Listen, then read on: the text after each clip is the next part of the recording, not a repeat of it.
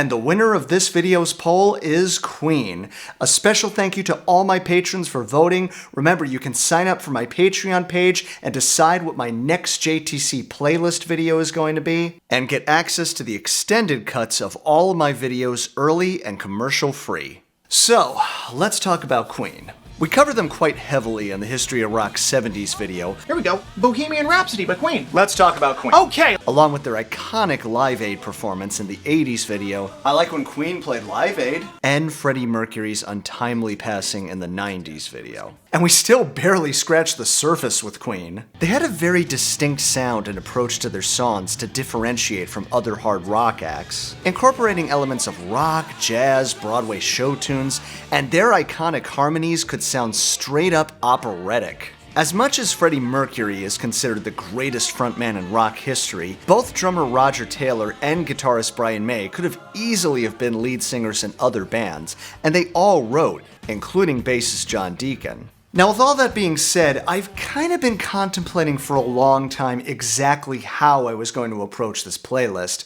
As much as I like Queen, there's kind of selected songs I really enjoy by them. When I was going through their albums, inevitably I'd come across some material that didn't really do it for me, especially in their later years. Even A Night at the Opera, their most iconic album, is a bit uneven for me.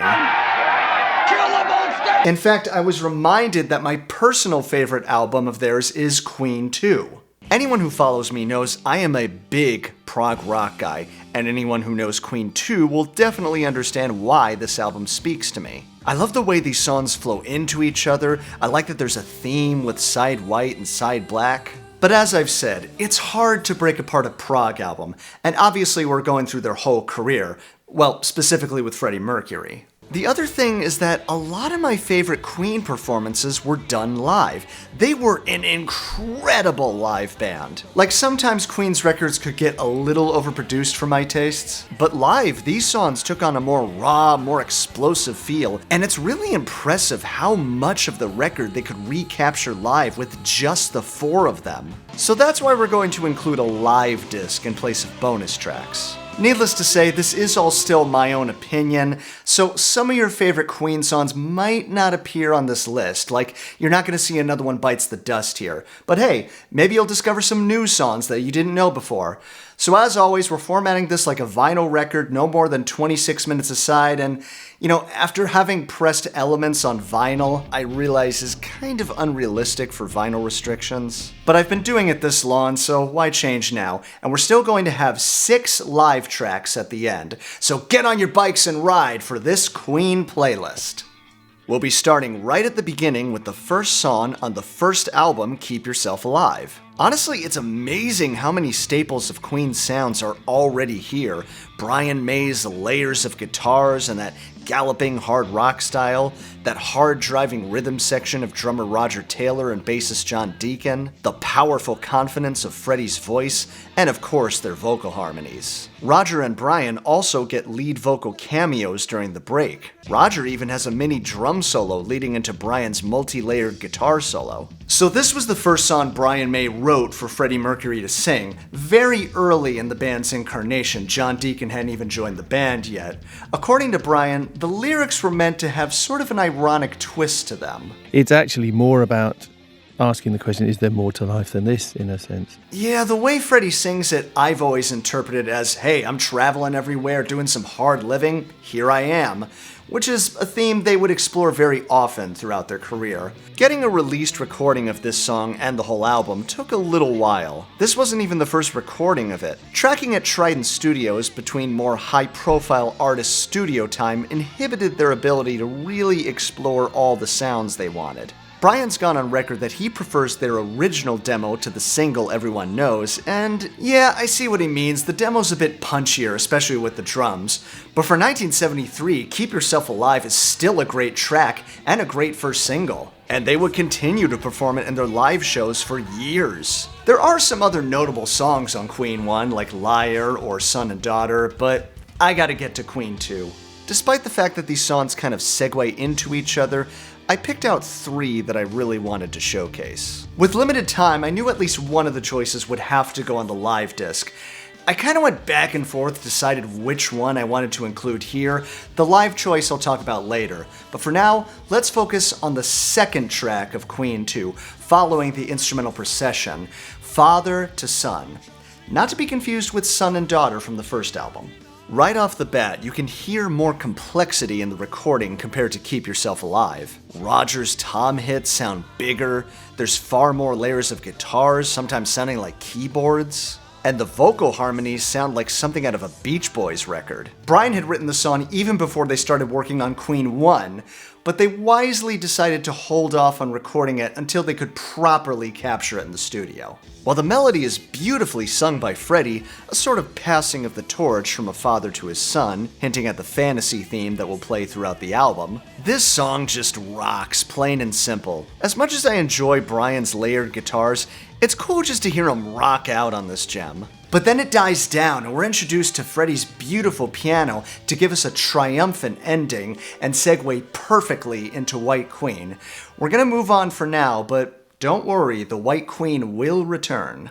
Instead, let's talk about the Black Queen, specifically the March of the Black Queen from Side Black. I thought this one might be a deeper cut, but when I polled my followers asking for their favorite Queen songs, March of the Black Queen was mentioned quite a few times. And I'm glad, because this song is a real adventure. This time written by Freddie Mercury, who's credited for all of Side Black. Freddie revealed that composing this epic took a very long time, and I believe it. It really is like a mini opera, musically complex, merging from hard rock to a gentle piano section, which then becomes a regal-like fugue, several time changes, key changes, and highlighted with all those vocal harmonies, notably Roger Taylor's insanely high falsetto. Once again, Brian plays some wicked guitar licks, this time with his wah pedal. Again, it's a good thing they had more studio time because they overdubbed a lot on this track. Now, a very common mystery behind many of Freddie's songs is just what the hell he's singing about. It's a nice escape for me from the writer's point of view, but I think from the listener's point of view, it's nice that they can make up different interpretations. The title and many of the lyrics might suggest some kind of fantastical Alice in Wonderland or Lord of the Rings-like setting, which ties in with many other songs from this side of the record. Ogre Battle, Fairyfeller's Master Stroke. God, just talking about all these songs makes me want to include all of them. It's very common for fans to speculate Freddie's lyrics pertaining to his sexuality, which I could see. Personally, I interpret the song to center around some sort of BDSM relationship. You can be my sugar baby, you can be my honey child. I guess that makes Roger the sub when he sings, all together now. Yeah, I don't know what that means either, but it's still awesome. The only problem with including March of the Black Queen on this playlist is it ends abruptly and we don't get to hear that great transition into Funny How Love Is, but it's still worth including. You know, Queen did a lot of these epic, adventurous tunes, Bohemian Rhapsody obviously, the Prophet song, but even this early in their recording career, this is just a masterpiece. From the Black Queen to the Killer Queen from Sheer Heart Attack, this is obviously a much more well-known song, really the single that made them. She's a killer queen. It's very different from the songs on Queen 2. Killer Queen has more of a cabaret vibe to it, though still not without those unmistakable harmonies and Brian's fine guitar licks, despite the fact that he was recovering from an ulcer when they first started working on this song. The song was also written by Freddie about a high-class call girl, and really listening to it again, it feels like he's writing the lyrics more phonetically, focusing more on how they flow with the music rather than the literal translation. Though I did read that Freddie wrote the lyrics before the music. Regardless, the phrasing and the flow are perfectly sung, even with the harmonies. It's easy to see why the single charted very high on both sides of the Atlantic and is still loved to this day. Lesser known from Sheer Heart Attack is Stone Cold Crazy. Talk about a very different vibe from Killer Queen. A lot of comments have actually noted that this is almost like a prototype for thrash metal, so much so that Metallica actually covered it. Stone Cold Crazy is reported to have been the first song Queen ever performed on stage, even before John joined the band. When it was released in 1974, it was credited to all 4 band members, though Brian admitted in an interview it was Freddie's idea before Brian suggested speeding it up like a Led Zeppelin song. And your guess is as good as mine as to what exactly it's about, but it really is just a 2-minute burst of rock and roll energy. Kinda strange that we're closing out side 1 of this playlist with my first cut from Night of the Opera. What can I say, their early material just really speaks to me. And you know, when I was mulling over songs to include from Night at the Opera, the one song that just would not leave my head was a song that Brian May sings. And that song is 39. Again, talk about exploring different musical ideas. This acoustic-driven gem almost sounds like a sea shanty, which makes sense since the lyrical story begins with a ship setting sail into the blue, until you realize he's actually talking about a spaceship, and the year isn't 1939, it's actually 2039. Or maybe it's 2239 if you're a Star Trek fan. It should be noted that Brian May is actually a scientist. Like a real scientist, PhD and all. So it's interesting that he would incorporate the theory of time dilation at the speed of light, as the volunteers in the song only age a year, but return to a world that's aged 100 years. Even musically, the harmonies are as majestic as ever, and Roger Taylor's high falsetto gives it an otherworldly texture juxtaposed with Brian's acoustic guitars. There are actually versions of them performing the song live, with Freddie singing the lead vocal, but this is one instance where I prefer Brian's lead vocal. It's much more melancholic, which fits the story of the song. It's a great way to end side 1 of this playlist, and we're gonna stick with Night of the Opera as we go into side 2. So we've mostly been focusing on songs written by Brian or Freddie, but John Deacon actually penned some of their biggest hits. I mean, that's probably one thing in the group that we all do right, which lends to the variety of our albums, you know. Including this single from Night of the Opera, You're My Best Friend. John wrote the song for his wife and composed it on a Wurlitzer. Freddie wasn't a fan of electric pianos, preferring the sound of a classic grand, so John actually played the Wurlitzer himself, along with his usual bass duties. One of the things that's so intriguing about You're My Best Friend is how laid back it is. It's not really a ballad, but it's still tender and peaceful. Freddie doesn't oversing it, the harmonies, while complex, have kind of a wispy quality to them. It just all gives you a good feeling, which is probably why it's been used so much in montages in film and TV. And I think this is kind of an extension of John's personality. He really is the archetype of the quiet bass player. He rarely sang outside of a few backup vocals here or there. And when he writes he's happy at home, you really believe it. Moving on to 1976's Day at the Races, Somebody to Love is not as laid back. Certainly not on the vocal front. Freddie envisioned this ballad to be like a gospel song, if the choir vocals were sung by 3 English dudes. Aretha Franklin's phrasing is just wonderful. I wish I could sing like her. When Aretha was doing all the gospel stuff, I just loved that, you know, big, humongous choir behind her, all sort of like tidal waves behind her, singing, you know. There's not much to say in terms of the writing, standard R&B feel, the lyrics tell a pretty straightforward story, working hard, longing for love. It really is the vocal arrangements that drive the song with that call and response vibe. When people think of Queen's harmonies, I imagine this is the song that comes to mind. Again, not as complex as March of the Black Queen, but they just sound massive. They're unmistakable. There's an amazing live version from their Montreal concert in 1981, but I really wanted to showcase arguably their most iconic vocal production in the studio. We're gonna skip forward to 1978's Jazz with the classic Fat Bottom Girls, written by Brian May. I don't know if this is more of a guilty pleasure. It's one of Queen's more straightforward tunes, Brian chugging that drop D distorted guitar, though there's some pretty virtuosic drum fills on Roger's part. In one interview I found, Brian speaks more about it challenging beauty standards. They didn't have to be beautiful girls, they didn't have to be pretty boys or whatever. They just people whose hearts were in it. Though in another interview, he mentions it had more to do with the fact that Freddie was an ass man.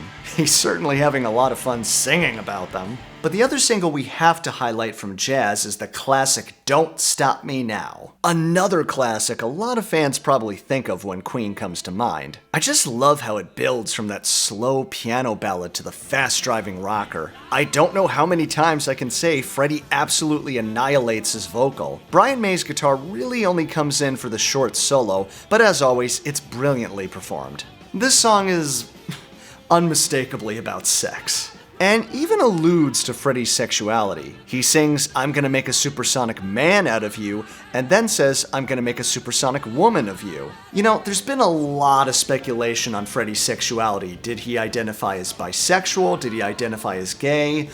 Honestly, I think it's best just to let Brian May speak on that subject. I've heard people say to me, "Oh, but Freddie denied he was homosexual." And I went, "No, he didn't. Look at the interviews." The NME asked him in about 1978, he said, "Are you gay?" And he said, "As a daffodil, dear." Now, that is not a man denying his sexuality. But the funny thing is, people didn't really hear it. Regardless, Freddie Mercury is undoubtedly a celebrated icon of the LGBTQ+ community. And I think here he's just saying, hey, I'm having a good time, I'm comfortable with who I am, don't stop me. I know in hindsight his hedonism and rock star excess would catch up with him, but, you know, hindsight is a tricky thing. Don't Stop Me Now is still such an upbeat, empowering song and one of Freddie's best. Now, we haven't included a song by Roger Taylor yet, and he tended to sing a lot of his songs, like I'm in Love with My Car. But I knew I really wanted to include the Freddie-sung Radio Gaga, originally from 1984's The Works. Though more specifically, the version they played at their famous Live Aid set. And, well, to peel the curtain back a little bit, I had too many live tracks I really wanted to include. There was even a point where I was considering making this entire playlist live tracks.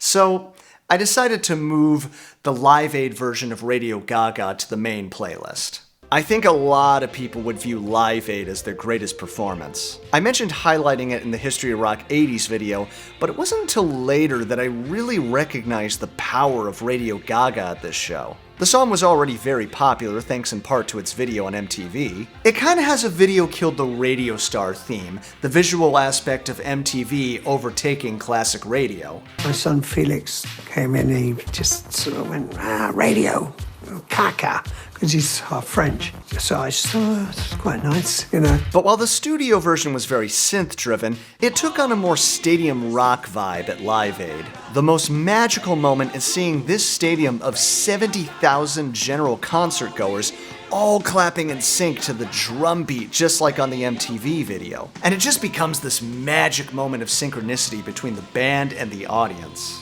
And you can see Freddie feeding off their energy for this iconic performance. To close this playlist, I'm including a track from the final album released during Freddie's lifetime, Innuendo. And as much as I love the title track, and know at least one of you will be disappointed in me not including it, the song that breaks my heart is the final track, The Show Must Go On. While they were making this album, Freddie was very ill. He had been diagnosed with AIDS in 1987. For those of you too young to remember, AIDS was a death sentence at this time, so Freddie's days were numbered. The sicker Freddie got, the more he seemed to need to record. We're gonna stay together until we fucking will die, I'm sure. And it was probably on Brian May's mind when he started working on the idea for The Show Must Go On. At no point did I say to him, well, actually, I was writing this song about you, Freddie. You know, the unwritten thing was that we didn't discuss the lower levels. The way Freddie sings this, you would never believe he was dying of AIDS. The whole band is on fire here. Roger's strong beat, John's melodic bass runs, Brian plays a wicked guitar solo, their harmonies are as big as ever. But on that last chorus, Freddie hits some notes that are high even for him. Talk about going out on a high note. For him to essentially sing this on his deathbed is fucking amazing. The song was released as a single in October of 1991, and 1 month later, Freddie was gone, leaving behind the legacy that you're all hearing now. So that's the main playlist, but the show will go on with our live disc. 6 selected performances that really show you why Queen was really at home on the stage. I think their landmark shows at the Rainbow in London are a good place to start, released on DVD and CD in 2014. The concerts I want to focus on are their homecoming shows during the Sheer Heart Attack tour in September of 1974. These are fantastic performances, even if they did admittedly overdub some of the vocals. And the song they opened with would ultimately become their most performed song, Now I'm Here. You can't have a Queen live disc without it. It's a good old-fashioned rocker written by Brian May about their tour with Mott the Hoople. The song was a single from Sheer Heart Attack, and as I mentioned before, Brian was recovering from a spat in the hospital, so when he finally returned to the album sessions, he probably really did say, "Now I'm here." And it really is just a great overture to the experience we're about to have. I love the delay effect of Freddie's voice in the beginning with that light chugging on Brian's guitar. Once again, Roger and John are just a solid rhythm section, and the harmonies, even if overdubbed, are beautifully performed. We're going to move forward 1 year to their 1975 show at the Hammersmith Odeon, just as Night at the Opera had come out, and this show was actually broadcast live on the old Grey Whistle test. Now, in later releases, they did admittedly fix some things, but if you watch the original unaltered broadcast, it's still a very tight performance. And personally, I've always felt there's a charm to Imperfections live. It's raw, it's real, and the fact that Queen can sound this good live is mind-blowing. But I guess I can appreciate the George Lucas-fied performance as well. Well, you know what this concert really needs is Jar Jar. Jar Jar is the key to all this. And I don't like Star Wars. I knew I was going to include White Queen as it began from Queen 2 in one form or another. It's honestly one of my favorite Queen songs, and I think the best ballad Freddie ever sang. Yes, even more so than Love of My Life.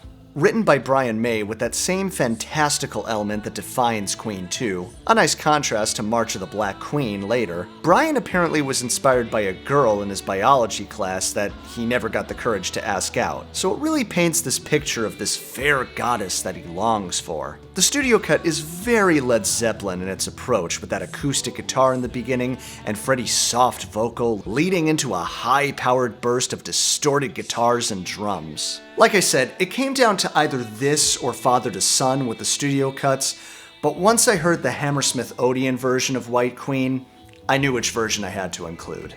Yeah, this performance has become something of a fan favorite, and it's easy to see why. The guitar solo is just epic, one of Brian's best, even if the camera never shows it, and Freddie moves over to the piano to play with him. It's absolutely breathtaking. It really shows that even this early in their career, Queen could perform renditions of these songs for the ages.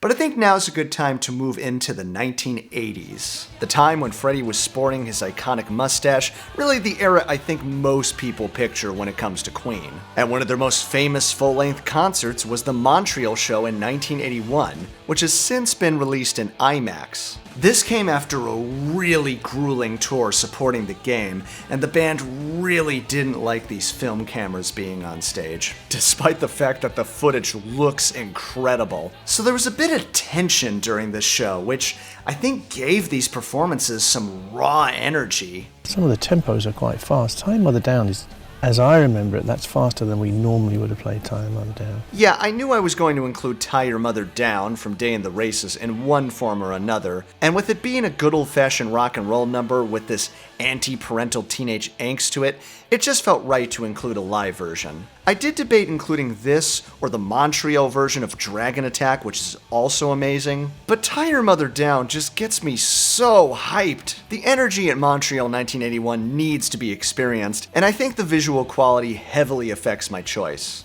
I love how Freddie plays with the rhythm of the melody and hearing Brian bust out a slide for the guitar solo.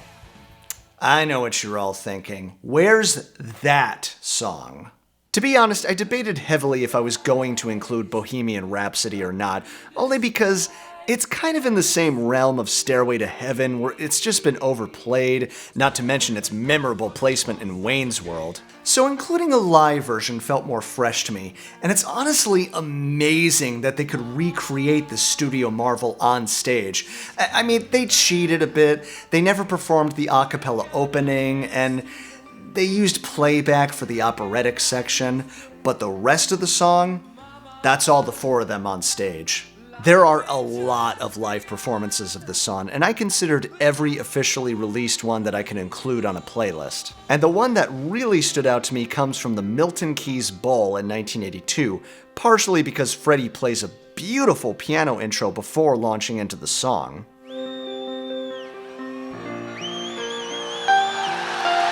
I almost prefer hearing Freddie sing this live. I mean, he doesn't hit all of the falsetto notes, he takes the melody down at times. Believe me, when you're singing for 2 hours, you gotta find moments like this. But the emotion is still there.